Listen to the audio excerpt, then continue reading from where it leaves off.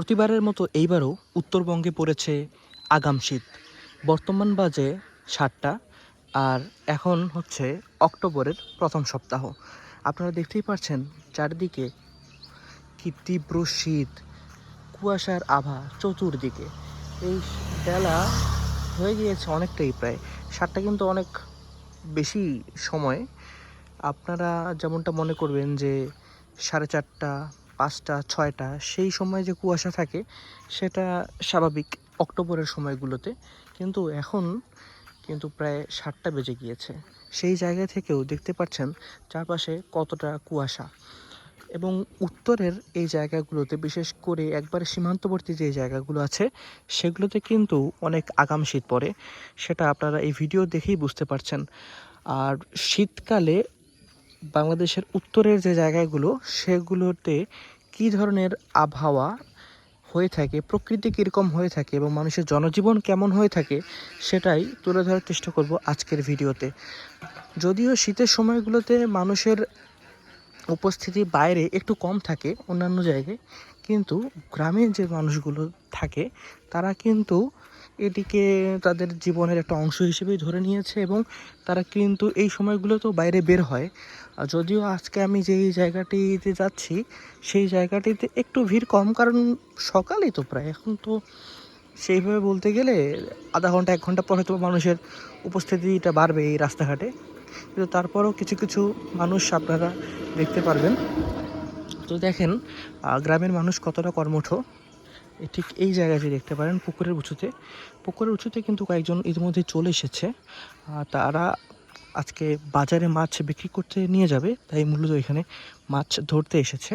আজকে শুক্রবার দিন, আর যেহেতু শুক্রবার দিন সেহেতু আজকে রাস্তা একটু ফাঁকা, সবাই ছুটিটা উপভোগ করছে, কর্মব্যস্ততা একটু কম। কিন্তু আমি মূলত যে জন্য বের হয়েছি একদম সকাল সকাল আপনাদেরকে এই প্রকৃতির সৌন্দর্যটা মূলত দেখানোর। দেখতেই পাচ্ছেন উত্তরের জনজীবন কেমন হয়ে থাকে। এখানে কিন্তু যারা বয়স্ক আছেন কিংবা কম বয়সী আছেন, সাথে আশেপাশের পশু পাখি, সবাই এই সুন্দর প্রকৃতিকে তাদের জীবনের একটা অংশ করে নিয়েছেন, মানিয়ে নিয়েছেন আসলে সব কিছু। আমি যদি এই জায়গাটিতে আপনাদেরকে দেখাই, ঠিক দেখেন ওই দিকে এত তীব্র শীতের মধ্যেও কিন্তু কর্মব্যস্ত মানুষজন, ওখানে দেখেন একজন পুকুরে কাজ করছেন, আর এখানে তো দেখতেই পাচ্ছেন ছোট্ট কুকুরটি বসে আছে।